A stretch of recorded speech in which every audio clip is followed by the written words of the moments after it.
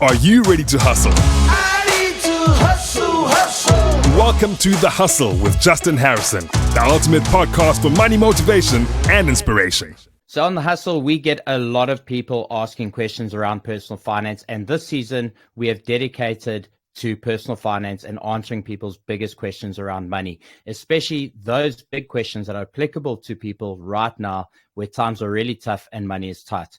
Today, we've got Chintzia with us all the way from Nigel, and she's got some pretty good questions lined up. So what is your first question, Chintzia? If you're in debt right now and your expenses are more than your income, what do you do? So look, this is a pretty common question that I get. The first thing to realize is that there is no magic bullet to solving the problem.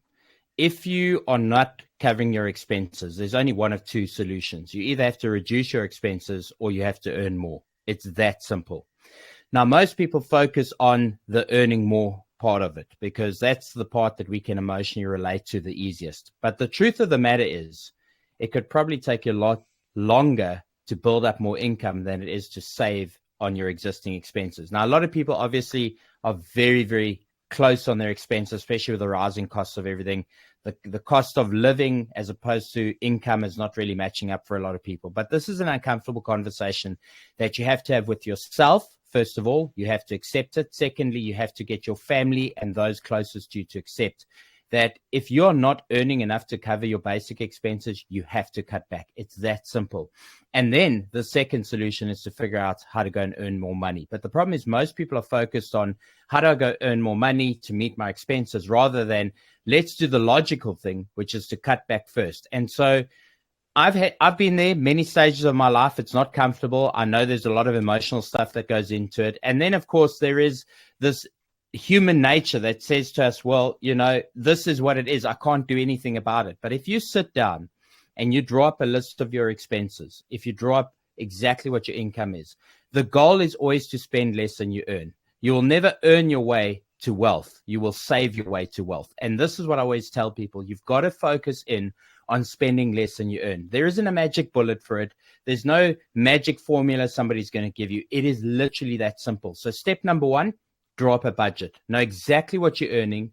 Know exactly what your expenses are. And then in order of priority, you need to get rid of the things that you can get rid of. It's that simple. It's not the answer you want to hear. I know a lot of people want an easier answer, but this is, you know, unfortunately, it's human nature to trick ourselves. We lie in bed at night and we think about how we can get more money. We focus on all the things that will get us to where we want to be, but we don't focus on the things that we need to know, the things that we need to hear. And the truth of it is, budgeting is not sexy. It's not nice. It's not nice having to spend less than you earn, especially if you're not earning enough. It's not nice to have to figure out how to make do with nothing or little to nothing when times are tough. But this is the way humans have evolved and existed for thousands of years. And money is just like a resource, like any other resource that humanity deals with. If you leave the tap open, the water will run dry. And that's what's currently happening in your life. It's as simple as that. Yeah, that's true. So what's your next question? Let us know. My next question is, once I make the money that I really want to make, how do you know what to do to keep that there and not make mistakes and lose that money again? So it's a great question, right? And it leads actually directly into the first question you asked me. And I tell this to people all the time. If you want to build a house, you've got to put down good foundations. You cannot go and buy the most expensive material, the nicest finishes for a home, and just try and build a house without laying down foundations. And the reason why people don't succeed financially is because they don't get the basics right. And so I always tell people, if you get your basics right, even when you have little to no money, it is going to be that much easier when you actually find success. And you will find success because this is what happens. When you start focusing on your money, when you start paying attention to every cent that you spend, and more importantly, know where you're spending it and why you're spending it, you will make different financial decisions. And so consequently, when you get your foundations right, which is budgeting, not overspending, spending less than you're earning, setting money aside as a percentage of earnings for savings. Because a lot of people don't see things as percentages. And I always say to people, work on percentages, because then irrespective of how much you earn, you will always stay within those parameters. And so the biggest tip I give people before you succeed, get your basics in order. Make sure that you have the foundations. Make sure you're budgeting. Make sure you're not spending more than you earn. I mean, I became financially free at the age of 31. And to this day, I still have a monthly budget. And people say, but why? You're successful. Why do you have a budget? The reason why I'm successful is because I have a budget. And the most important thing that we haven't been taught at school, we were never taught how to manage our money. We were taught how to go and earn it, but we weren't taught how to manage it. And managing your money is what is going to make you successful. Now, the question as to where do you invest your money once you become successful, as hard as this is to hear, it's not a conversation that you're ready for, because you have to get the basics in place first. And if you get those basics in place, and more importantly, get the people around you to buy into your journey, your family has to support you. Your partner has to support you. If those people around you aren't in the same journey with you and understand that we've got to save money this month, we've got to spend less than we earn, then you are always going to have a hard time becoming successful. And the most basic way to explain this to people is earning more is never the solution. A person who earns 100,000 a month and spends 120,000 a month is in a worse off financial position than somebody who earns 20 and spends 10. Because at the end of the day, it's not about how much you earn. It is about how much you're setting aside. Is that a hard truth to hear? It is, but it's so true. And you know, the thing is, Chinsa, we know this intrinsically. We know it within our souls, but we lie to ourselves because we've been taught that we deserve to have the things that we have if we work hard. But that's only one part of the equation. You deserve to have the things you have if you have financial discipline. Earning the money is only one part of the equation. Okay, disciplining yourself is the other one. Absolutely. And it comes to being around people who support those goals and those ambitions, because I promise you now, if you are in a family, if your husband, if your children are not aligned with your goals, it is going to be exceptionally hard. You're going to always feel guilty. You're going to be always in this position of having to justify why you're making the choices you're making. So really go back to everybody around you and make sure that they buy into the journey with you, because collectively, that's how you become successful.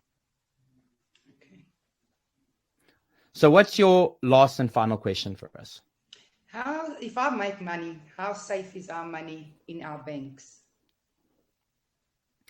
So you're obviously asking critical questions because you're thinking deeply, and I like that.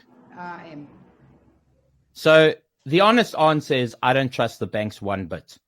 I have a real problem with the amount of debt in the world. And if you really go and study the financial system, if you understand that there is huge leverage within the financial system, be it with people personally who are taking on debt against future earnings that they haven't earned yet, be it against the banks who, in actual reality, if everybody went to withdraw their money at the same time, they probably wouldn't have enough money in the bank to basically take care of deposits as money.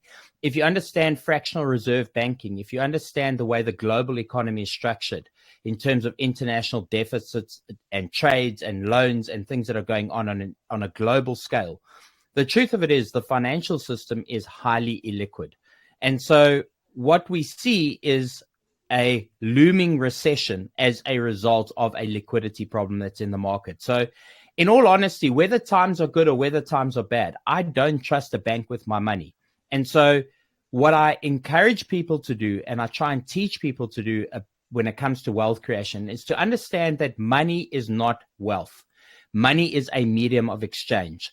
Money is the stuff that you and I use to trade and transact with each other, but it's not how you store your wealth. Wealthy people understand that leaving money in a bank is actually one of the riskiest things ever, not only because the banks might go under, not only because the financial system might crash, even if everything there stays exactly as it is, we are losing value on our money. 100 Rand today buys you more than 100 Rand will buy you in a year's time from now. And so what you have to do is make cash, make money, and then deploy it into hard assets that are going to give you a return on your money. Because what people have not been told about money is that money is the greatest risk in the financial system itself. You've got to hold and own tangible things that have value and utility to others. Something that is going to provide cash flow, something that's going to give a return. And money in and of by itself is purely a medium of exchange. It is not a store of wealth. Oh, okay. Does that leave you a little shocked? It does, but yeah, it's giving me, I'm listening and I'm taking it in and I'm realizing what it's all about, because some of us we grow up and we don't go these ways. So I'm learning and I'm happy I'm going to do this. The whole problem is that the entire financial system has been structured around a very small percentage of people truly understanding it. So this is part of the education problem, and we can't continue to blame the education system. We cannot continue to blame the financial system. We have to take responsibility for ourselves. We have to take responsibility for our family members. And it is no longer simply good enough to go and get a job. It is no longer simply good enough to go and earn money and to rely on a broker to take care of your retirement annuities and your retirement plans. We have to self-educate.